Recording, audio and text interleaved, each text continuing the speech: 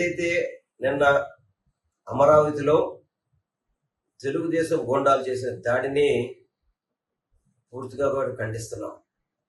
ముఖ్యంగా మాజీ మంత్రులు అంబటి రాంబాబు గారు కానీ, పేరు నాని గారు కానీ, ఎమ్మెల్సీలు అప్పిరెడ్డి గారు కానీ, అరుణ్ గారు కానీ, అదేవిధంగా ఏదైతే మంగళగిరి కాన్స్టిట్యూన్సీ ఇన్ఛార్జ్ పెద్దలు వేమిరెడ్డి గారు కావచ్చు, వేమారెడ్డి గారు కావచ్చు, అదేవిధంగా ఇతర పార్టీ నాయకులు మా ఎన్టీఆర్ జిల్లా అధ్యక్షులు దేనేని అవినాష్ గారు కానివ్వండి, ఇతర ముఖ్య నాయకులు ఏదైతే రైతు పరిరక్షణ కమిటీ అని చెప్పిన వైఎస్ఆర్ కాంగ్రెస్ పార్టీ మన నాయకులు జగన్మోహన్ రెడ్డి గారి ఆదేశాల మేరకు నియమించడం జరిగిందో, వారందరూ కలిసి ఏదైతే జగన్మోహన్ రెడ్డి గారి దగ్గరికి ఈ అమరావతి కానీ, అంటే లింగాయపాలెం కానీ, పెనుమాక్ కానీ, ఎర్రపాలెం కానీ, నిడమరు నుంచి కానీ, ఇతర ప్రాంతాల నుంచి ఎవరైతే రైతులు వాళ్ళ భూముల్ని బలవంతంగా లాక్కోవడానికి ప్రయత్నం చేస్తున్న రైతులు ఎవరైతే ఉన్నారో వాళ్ళందరూ కూడా జగన్మోహన్ రెడ్డి గారిని కలవడం జరిగింది.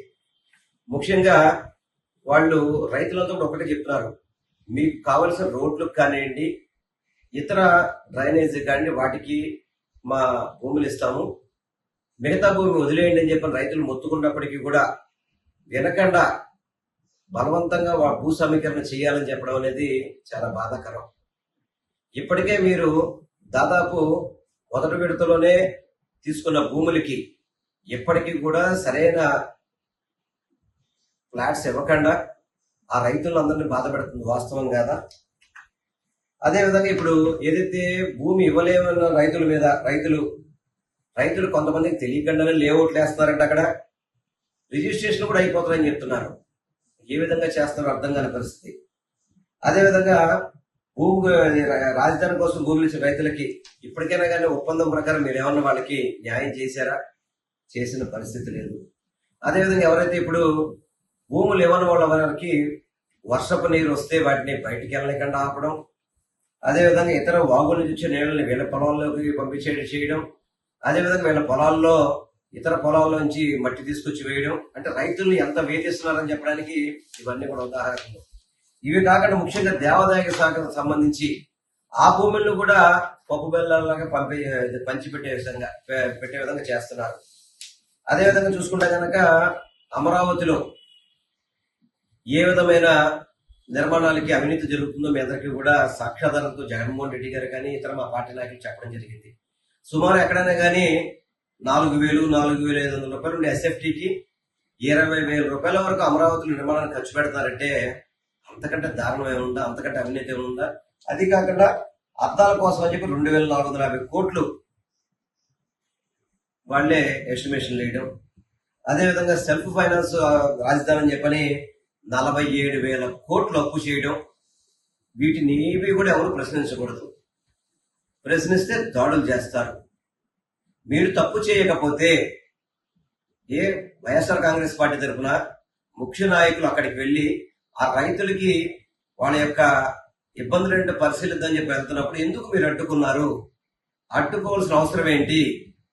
మీరేం మాట్లాడితే ప్రజా రాజధాని అని చెప్పని అది కొంతమందికే రాజధాని పరిమితం చేద్దాం అనుకుంటున్నారా? ఎంత దారుణం అండి. ఎమ్మెల్సీ గారి కార్లు కానివ్వండి, ఇతర పార్టీ నాయకులు కార్లు తుక్కుతుక్కుగా కొట్టేసి, అదేవిధంగా అక్కడ ఉన్న బందోబస్తులో ఉన్న పోలీసు మీద కూడా తెలుగుదేశం గొడ్డాలు రాళ్లు వేస్తున్నట్టు క్లియర్ గా కూడా వీడియోలు కనబడుతుంటే పైపెచ్చు పోలీసులు భద్రత కల్పించకుండా ప్రేక్షక పాత్ర పోషించడం అనేది చాలా బాధాకరం. ఎందుకంటే ఎంతకంటే ప్రజాస్వామ్యం అనేది ఇదేనా కూలి చేయడం అంటే? రెడ్డిపుచ్చుకు రాజ్యాంగం ఆంధ్ర రాష్ట్రంలో అమలవుతుందానికి ఇది ఒక నిదర్శనం కాదా? మీరు దయచేసి అమరావతి ప్రజా రాజధాని అని చెప్పని పిలవడం మానేయండి. అది కొందరు రాజధాని అని చెప్పండి మీరంతా చెప్పదలుచుకుంటే కనుక.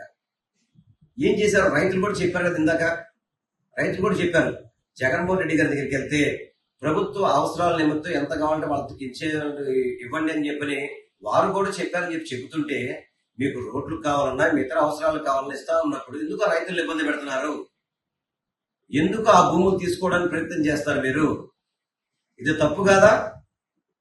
3 సంవత్సరానికి 3 పంటలు పండే పొలాలు వాటిని సర్వనాశనం చేసి రైతులందరికీ కూడా పొట్టలో ఇబ్బంది పడే విధంగా వాళ్ళ భూముల వల్ల వాళ్ళకి ఏం ఉపయోగం లేకుండా ఎందుకంటే రైతులు కానివ్వండి ఇతరులు కానివ్వండి భూములు ఏమైనా ఉన్నాయంటే అవసరానికి చదువులకో పిల్లలకో బిడ్డలకు కావాలన్నప్పుడు అమ్ముకునే స్వేచ్ఛ ఉండేది.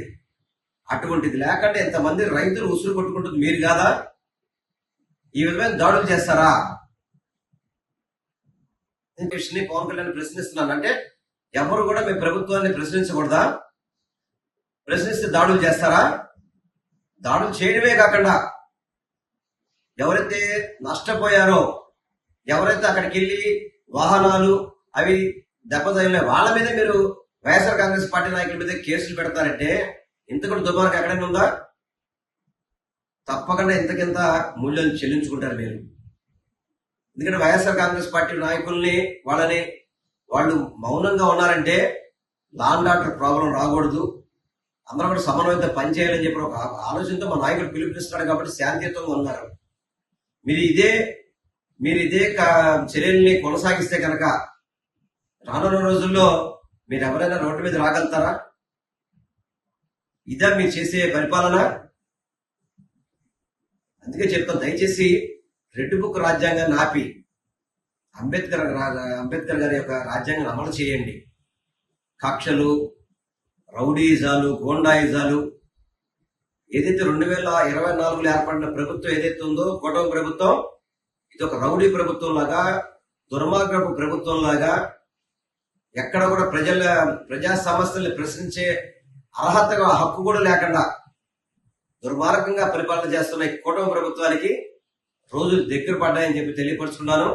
ఏదైతే నిన్న దాడిని చేసిన దాన్ని చంద్రబాబు గాని, నారా లోకేష్ గాని, పవన్ కళ్యాణ్ గాని ఆ దాడిని చేసిన వాళ్ళందరి మీద కూడా ఎవరైతే దాడి చేశారో అందరి మీద కూడా కఠినంగా చర్యలు తీసుకోండి. అంతే తప్ప వైఎస్ఆర్ కాంగ్రెస్ పార్టీ వాళ్ళ మీద మాత్రమే మేము చర్యలు తీసుకుంటాం, తెలుగుదేశం గుండాల మీద మేము చర్యలు తీసుకోమంటే ఇది సరైన విధానం కాదు. రైతులు కంట కన్నీరు అనేది ఎప్పుడు కూడా ఈ రాష్ట్రానికి మంచిది కాదు. అటువంటి కార్యక్రమాలని మీరు ఆపాలని చెప్పని, అదేవిధంగా ఇటువంటి దాడులను ఆపాలని చెప్పని నేను కోరుకుంటూ మరొక్కసారి కూటమి ప్రభుత్వానికి కానీ నాయకులకి కానీ నేను తెలియజేస్తున్నది ఒకటే, మీరు ఇటువంటి కార్యక్రమాలు కనుక తెరజేపితే ఇది ఆంధ్ర రాష్ట్రానికి మంచి పరిణామం కాదు. దయచేసి ఆపండి, ప్రజలకు మేలు చేయండి, ప్రజలకు ఏదైతే మీరు ఇచ్చిన హామీలు అమలు చేయండి, అభివృద్ధి చేయండి.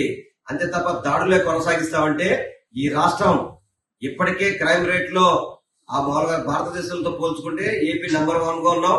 దాన్ని మరింత ప్రోత్సహించే విధంగా మీరు అందరూ తెలియపరుచుకుంటూ ఎవరైనా ప్రశ్నించే వాళ్ళని మీరు విని సమాధానం చెప్పగలిగితే చెప్పండి, లేదంటే కనుక తప్పకూడదు తప్ప మీరు ఇటువంటి కార్యక్రమాలు చేయడం అమానుషం అని చెప్పి తెలియపరుచుకుంటూ ఈ దాడిని తీవ్రంగా ఖండిస్తున్నాం.